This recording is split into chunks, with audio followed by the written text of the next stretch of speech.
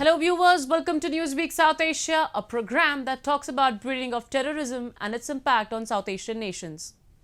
Let's begin with the headlines first.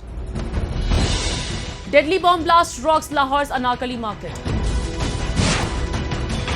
Afghan identity and culture facing threat under Taliban rule. And Pakistan under terror scanner after Texas Synagogue Attack. Let's begin with Pakistan, where a powerful bombing struck a crowded bazaar in the country's second largest city, Lahore. The blast was so powerful that it damaged several shops at the famous Anarkali bazaar. A newly formed separatist group from southwestern Balochistan province claimed responsibility for the attack, which killed at least 3 people. Take a look.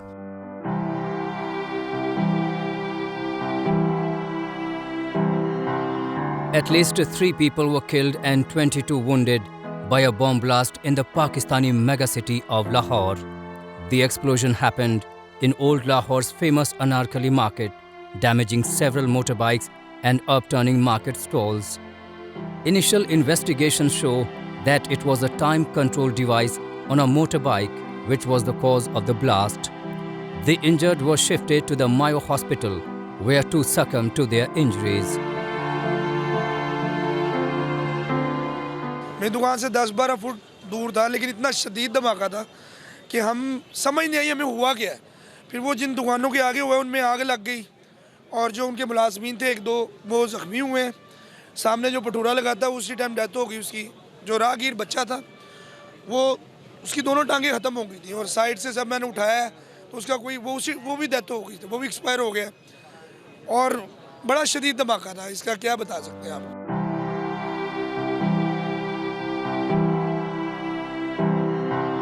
Hours after the attack, the newly formed Balochistan Nationalist Party said it was behind the bombing. The group was established earlier this month when 2 minor separatist groups, the Balochistan Republican Army and the United Baloch Army, merged and appointed Murid Baloch as their spokesman. Baloch claimed responsibility for the attack in the posting on Twitter. Baloch separatists have been fighting a low-key insurgency against the Pakistani government to demand a greater share in the local mineral-rich resources. They usually attack government interests or Chinese projects in the province, but an attack in a city like Lahore is rare. Therefore, it is too early to say which group really was behind the blast. हाल ही में एक Bloch militant organisation जो कि आज़ादी के हुर्रियत पसंद हैं, Bloch national army, एक हाल ही में अलायंस बना है। उन्होंने ये रिस्पॉन्सिबिलिटी कबूल की है कि लाहौर बम धमाका हमने किया है, जिसमें डजनों के हिसाब से लोग ज़ख्मी हुए हैं, 4 मरने की इतला है। पाकिस्तान में हमेशा ये मरने की लिस्टें ना छोटी रखी जाती है।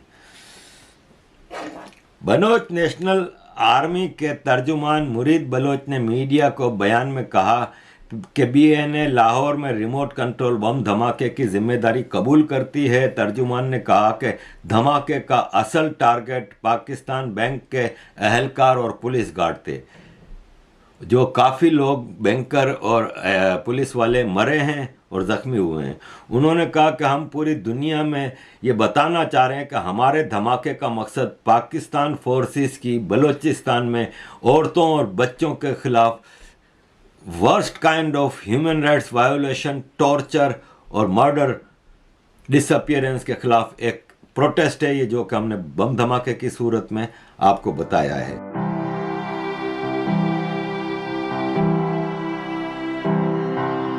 Pakistan has recently seen a flurry of attacks, including in urban areas, and the Pakistani Taliban has claimed multiple attacks.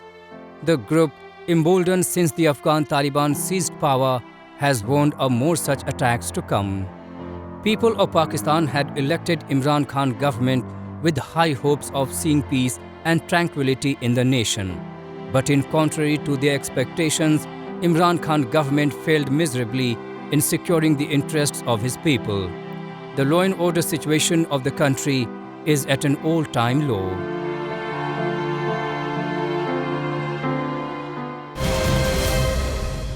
Pakistan's influence of the extremist ideology has increased with radical elements dominating the violence in the society. It appears that religious radicalism is moving from Pakistan to Western countries. The recent Texas Synagogue Attack has brought the notorious South Asian country back under terrorist scanner in the United States. A report. Yeah, I've took some hostages on. Yeah, I've been surrounded by all my men. I'm in a synagogue. Yeah. But why are you doing that, man? Why are you doing that for? Yeah, what's wrong with you? Don't worry about it. Yeah, just you don't worry about what I'm doing. You just do what you gotta do. Yeah, I've come to die. Why you come to die? But I need to do that. Why? I've come to die. I'm gonna take. You just heard the last phone call made by a Pakistani origin UK national Malik Faisal Akram during his siege of a Texas synagogue in America. 44-year-old Faisal took 4 people hostage at a synagogue for 10 hours before an FBI SWAT team stormed the building and ended a tense standoff. The service was live-streamed and captured the audio of Faisal demanding the release of Aafia Siddiqui, a Pakistani neuroscientist who is currently serving an 86-year prison term in the US. The situation was resolved with the release of hostages and the death of the hostage taker, but the demand of the suspect has brought back global jihad on the agenda.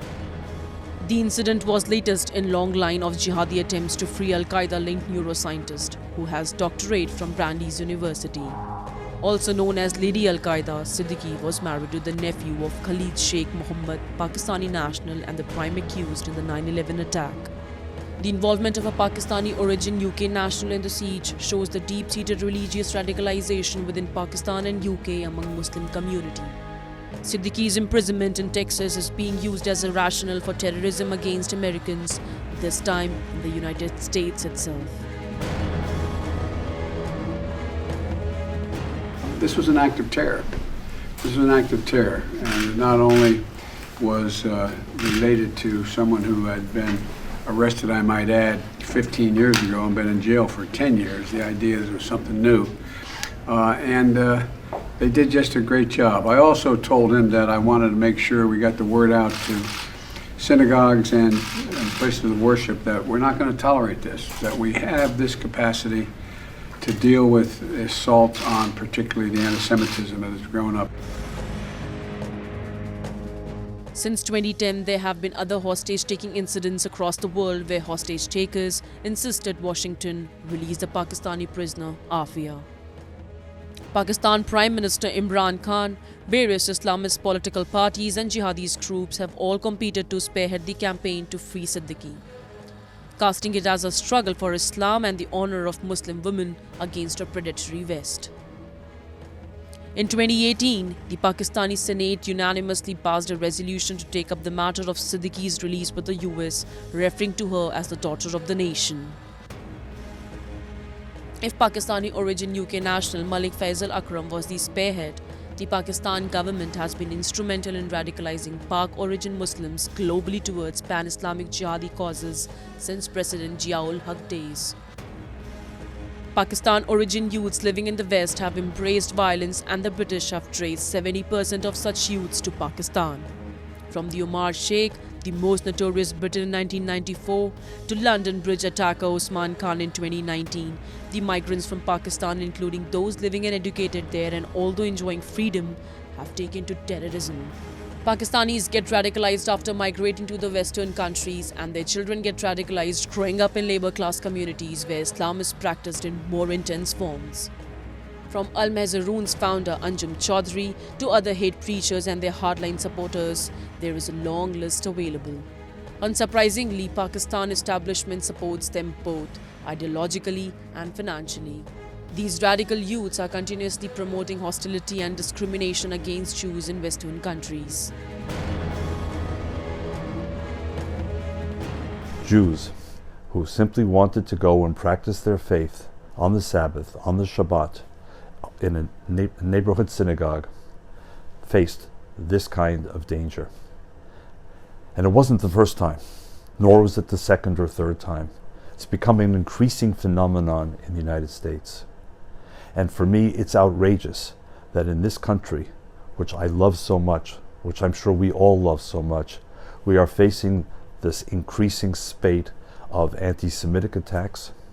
The FBI says that roughly 60% of all faith-based hate crimes in America in recent years have been targeted at 2% of the population, the Jews. Recent years have seen increasing international interest in the connections between jihadis in the Western countries and their counterparts in Pakistan. Attention has focused on how such groups and individuals could link up and cooperate to carry out attacks in Europe, South Asia or the United States. Countries like Britain and the United States are forced to pay a price for hosting militant youths from Pakistan and failing to curb their radicalization.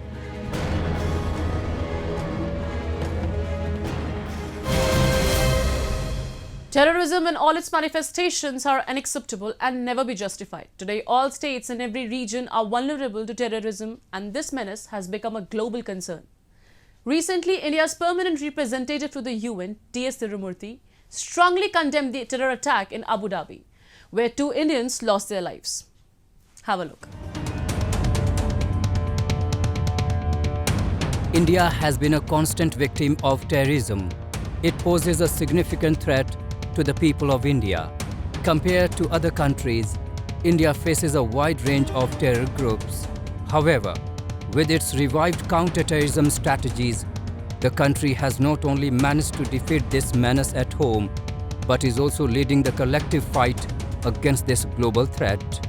New Delhi is not only concerned about the safety and security of people living in its own territory, but it always reiterates adopting and executing improved strategies to counter terrorism globally.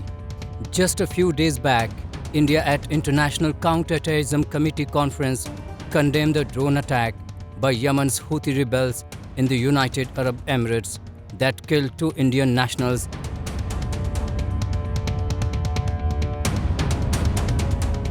Let me also express my strong condemnation of the recent terror attack in Abu Dhabi, in which 2 Indians have tragically lost their lives.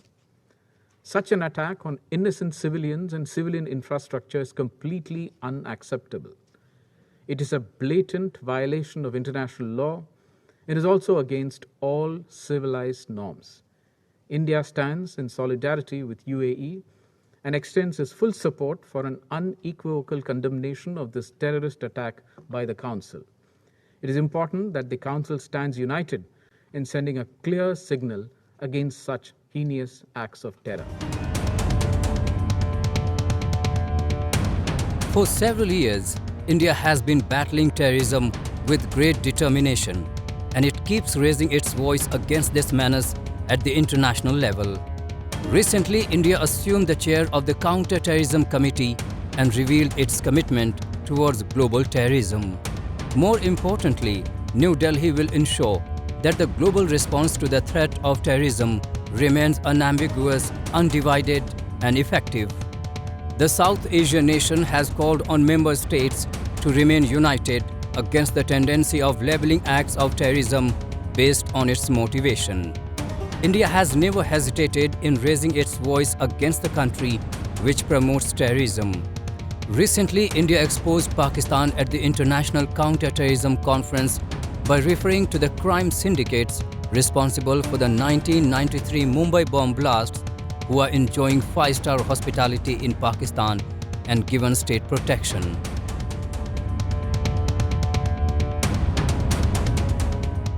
Terrorism is the biggest threat of the century among climate change and others. But at the same time, the problem is that this is a global problem. And the double standards and the global regime has not yielded the results that one would have asked for. And in that case, the countries like Pakistan, which have been very much the haven of terrorists, and large number of sanctioned terrorists are moving around freely with their state support and protection and are enjoying their hospitality. So he really called out that in accordance with the 1267 Sanctions Committee that India currently chairs, the 2611 terrorists, he mentioned about them that they were not only protected from there, and this is all recorded, and they are still moving around scot-free, and the Pakistani government has not taken any action against that. So they have been provided the state protection, they have been provided all kinds of assistance to not only stay there but also to prosper. Terrorism in all its forms and manifestations is to be condemned, and there cannot be any exception or justification for any act of terrorism. The chairing of the Counter-Terrorism Committee has a special resonance for India, which has not only been at the forefront of fighting terrorism, especially cross-border terrorism, but has also been one of its biggest victims. Chairing this committee is a ringing endorsement of the country's leadership in the fight against terrorism. It will help keep the focus on the presence of terrorists and their sponsors threatening the peace in the South Asian region and beyond.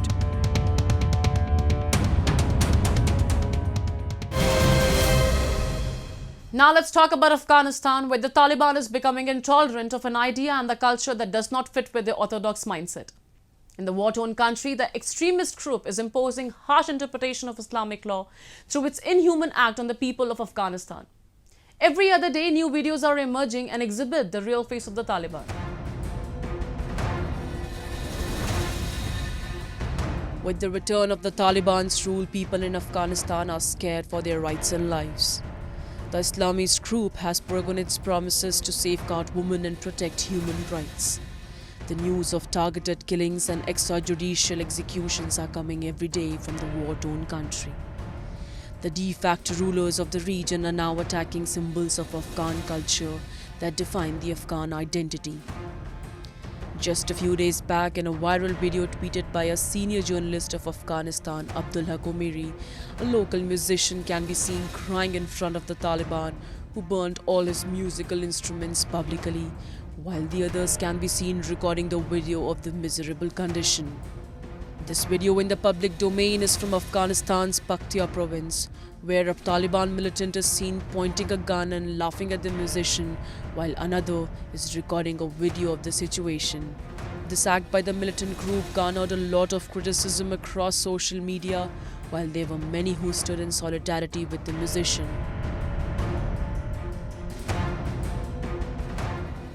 The last time they came to power, they not only banned music, smashed musical instruments, they also destroyed the Bamiyan Buddhas. Now, those symbols have already been destroyed. So, in the next time round, they were doing the next thing that is possible, that is, wherever they are looking at people playing musical instruments, they are humiliating them, beating them up, and in front of them, they are destroying all these musical instruments.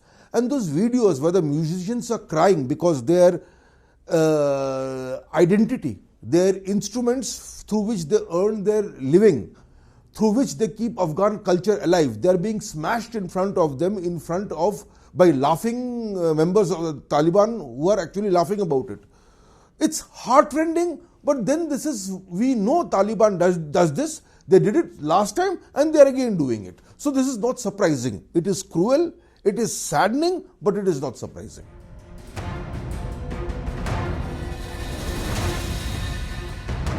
This viral video is just another addition to the list of inhuman drama by the Islamist group. Earlier, the Taliban had ordered a ban on all musical concerts at weddings and other social events. Even, they instructed the hotels to separate male and female guests in the wedding ceremony. Music in vehicles is already banned. The Taliban passed a series of controversial orders against women after they forcibly assumed power in Kabul.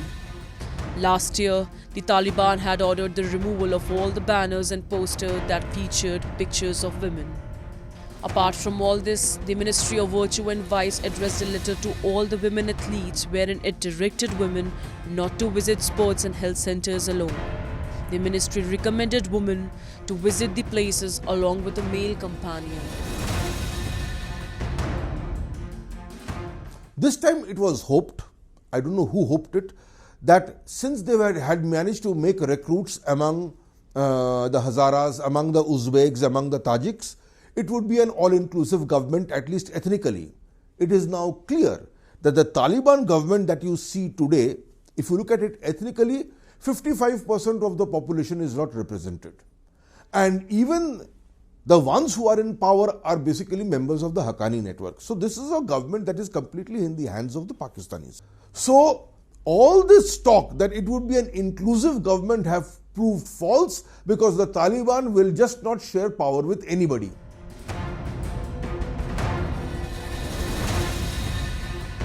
future of Afghanistan looks uncertain. A mist of uncertainty looms over Afghanistan, and people in the country are now gradually losing their hope. Taliban have tried to assuage fears that their rule will be marked by the same level of brutality that became a hallmark of their previous stint in power. Common Afghan people are now fearful of what comes next.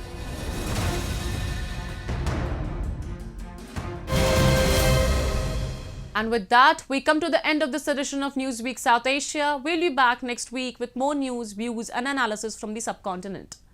Meanwhile, do keep writing to us at nwsa@anin.com. This is Shivangi Mishra signing off on the behalf of the entire production team of Newsweek South Asia. Goodbye and take care.